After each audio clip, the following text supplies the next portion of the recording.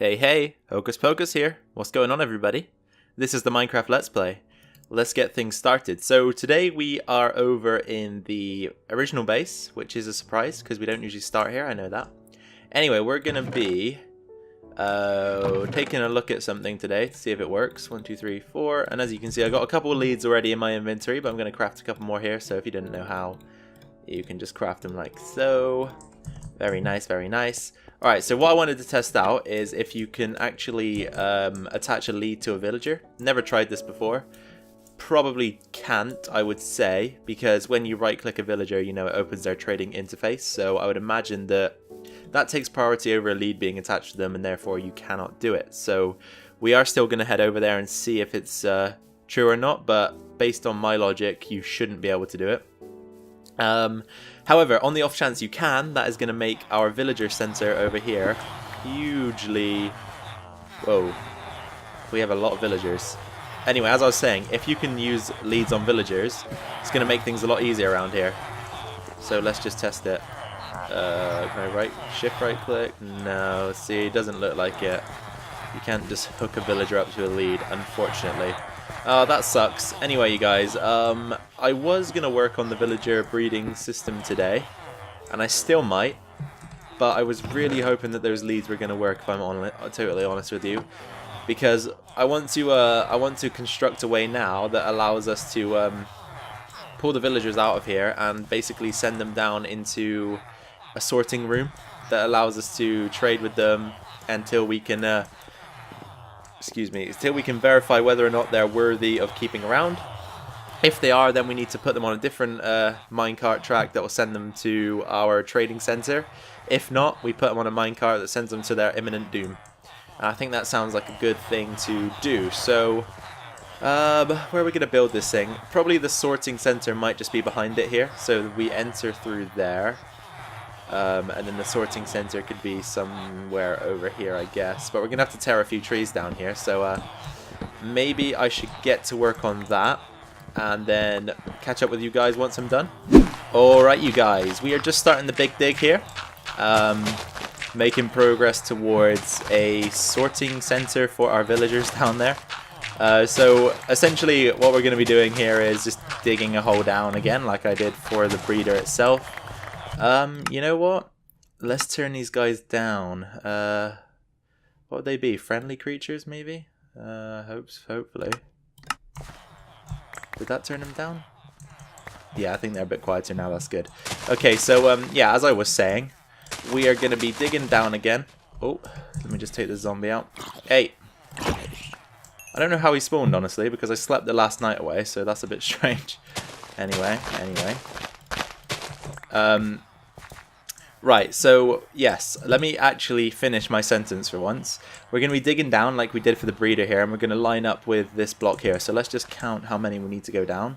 So it's going to be 1, 2, 3, 4, 5, 6. 6 blocks down, and we've gone down 2 so far, so let's line up. 3, 4, 5, and then 1 more, and that should line us up. 6, and then if we poke a hole here... Hello! Oh, those guys are funny. Yeah, so let's continue digging here. We just need to take down some dirt. Not really sure what shape I want to take this room into yet, and how exactly it's going to be laid out, but we can think about that as we're going here, I suppose.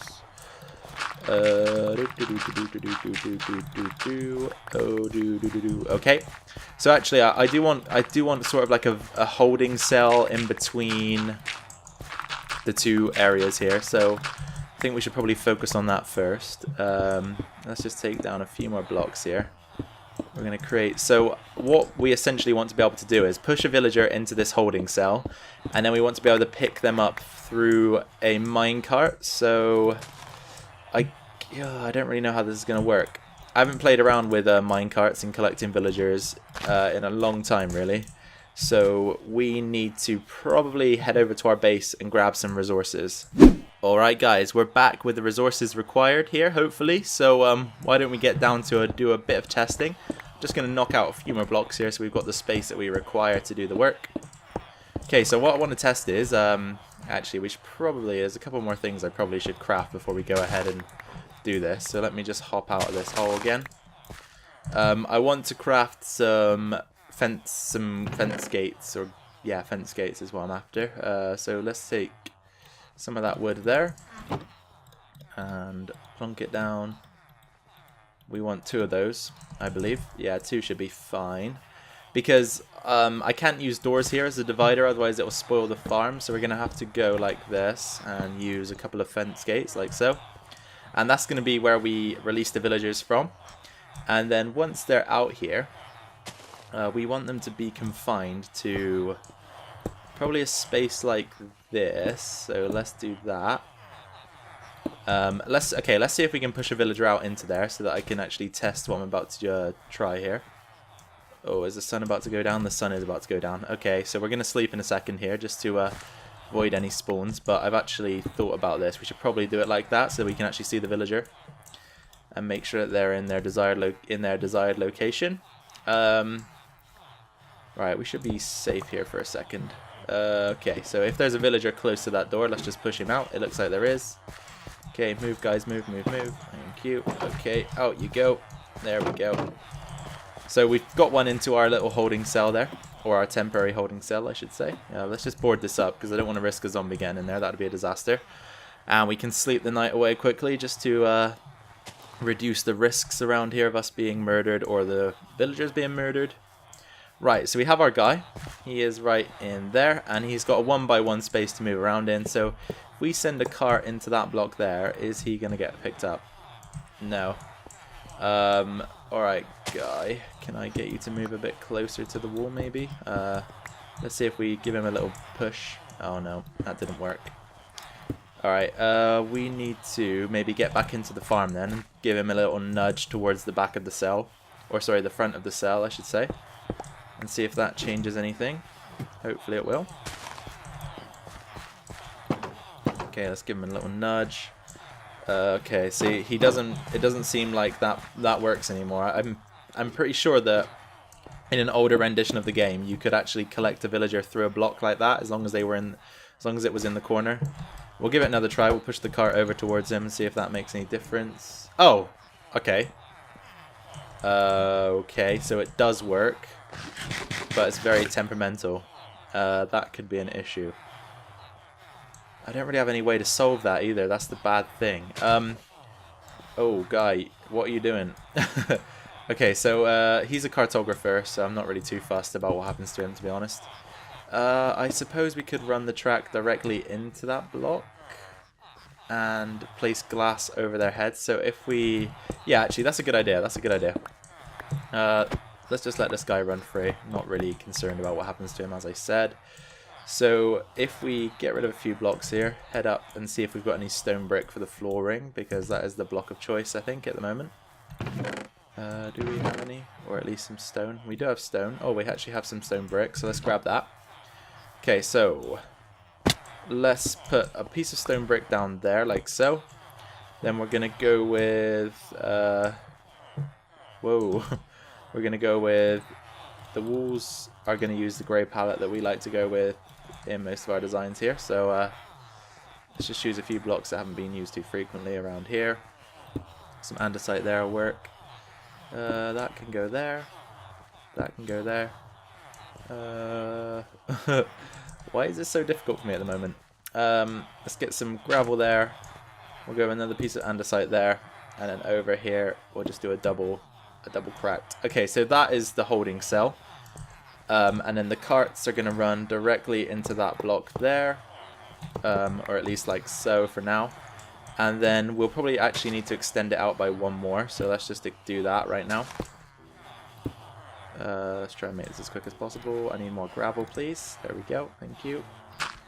Let's do another andesite up there. Cobble in there and cobble in there. So let's organize this as well. So we'll have that. And then have we got that piece of glass still? If we have any grey stained glass up here, which I'm pretty sure we should do. Oh, yes, we do. Perfect. Okay, so this piece of glass here is going to be the piece of glass that stops the villagers from escaping. And if we can push this guy back in, that would be great, actually, because I kind of don't want him to die. I feel bad. And I don't know if that's going to affect the villagers negatively or not. So if we can push him back into the farm, that'd be ideal. Alright, there we go. Go on, in you go. Back with your friends. Back into the funny farm. There we go. Okay, so then if we place the glass here, then we can push a villager into that cell right there. And we should be able to grab them fairly easily, right? We should be able to just roll the cart in under the glass. And if we put a... actually, no, that could be an issue. How are we going to solve that? Alright, I need to do a test run. A test run of what's going to happen if we push a cart in there. And you'll see why now. Okay, so if we push a cart in there, is it going to bounce back out or is it going to get stuck? That's my question. It's going to get stuck. So if we then... If we try and craft a... Let's try and craft a powered rail, if we've got the materials for that over here. I would hope so. Right, maybe not. Where are all these zombies coming from? Do they spawn around villages randomly or something? I don't know. Anyway, you guys, we don't actually have the materials required to build those tracks, so let me go and grab those a second. Alright, welcome back, guys. So, I actually went and got the track and did a little bit of work off camera here. It's not too much, to be honest. I've only spent about 5 minutes. We can get rid of that button. So now, if we push the cart in, you can see it returns... okay, it worked earlier. Now it's not going to work, is it? So as you can see right there, it works fine. So if we place the glass in, let's test this out with a villager. So the villager can't escape like that. And as you can see, I had to drop a block down as well. Otherwise, it was difficult to get the powered rail working properly. So let's just pop one in before we sleep here, if we can get it in time. Oh no, I just destroyed some crops.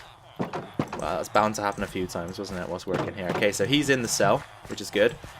But now that we've dug one block down, it's going to be very difficult to get them back out of the cell if we want them to. So this is kind of turned into a one-way ticket for these villagers now. So they either become useful or die, for sure. So that's a shame for them, really. Let's just double check he's down in the area required before we sleep here. Yeah, perfect. He is exactly where we need him to be. So let's get the sleep in to get the night out of the way. And then we will take a look at pushing a cart down to collect him and see what happens. Hopefully, if things go well, he will be picked up and returned to us without any hassle. So if we just pop the cart down here, push it down into his cell. Of course. Right, we're going to have to redesign this. We need a half slab of some sort. So if we got a half slab up here in our chest, I would hope so. Yeah, that'll do. The stone slab, that'll do. So if we grab our axe, I think that has silk touch. So we should be able to collect the glass without breaking it. Then give this guy a half slab. I mean, it's a bit more difficult to see him now, but I mean, it's not the end of the world, is it really? Let's pop that down there. And still, it doesn't want to go. That's interesting. Right, maybe then, if we do this instead, we can get rid of that again. Put the grey stained glass back, and then just have the cart roll under it floor level, like so. Let's see what happens now. And he has returned to us. That is exactly what we wanted. And now, as you can see, we can trade, do whatever we want with him. Yeah, that's perfect. So let's think about turning this crudely built construction here into an actual room, and things might be looking on the up. The beds are so bouncy in this game. It's probably one of the greater bits of realism in Minecraft, if I'm honest. Alright, you guys, so we didn't really make much progress, honestly. Got a couple carts here. Let me just check if I've got any more in the chest over here. I said I was going to build the room, but I'm actually not. I'm going to try and do a bit of trading here. Let's just get rid of a ton of these blocks here. Okay, there we go. Probably should take some of those back with me eventually, but for now they can remain there. Okay, so we just installed this bit basically. So we're going to have a cart for each of these tracks here, and then we'll stand somewhere behind these buttons, and when we want to collect a villager we just hit the switch, and that is not what I wanted to happen. Let's try it on this one. There we go, that's more like it. I think really the issue we ran into there was because there's quite a few villagers that actually made it into this holding cell. So when the cart went in, it was immediately rebounded, which is not what we want, obviously. So alright, these guys want paper. These guys want wheat, potatoes, or carrots, which we don't really have any of in high supply. We could also trade emeralds with them to get bread. I'm not really interested in the farmers, honestly. I'm more interested in the librarian here. So if we kill this guy, is it going to negatively impact... No, we should be fine to kill them without impacting any of the other villagers. The nitwits, yeah, not too interested in them. This guy is yet to fall onto the track, so we can't collect him. How about this dude? Okay, what's he? A blacksmith? A weaponsmith. Okay, so he accepts coal. We'll trade with him, definitely. And that's that. So let's go grab some paper and some coal. And we'll be right back. Just crafting up some paper here, you guys, to trade with the librarian villager down there that I've trapped. So once I get this together, we'll head down there and see what he can offer us. I've also bought all of my emeralds. So let's go take a look and see if this guy is going to be the lucky guy immediately. Because what we're really after here is a mending book. So if we can get that, that'd be pretty damn cool. So we'll take one trade at a time with both of them.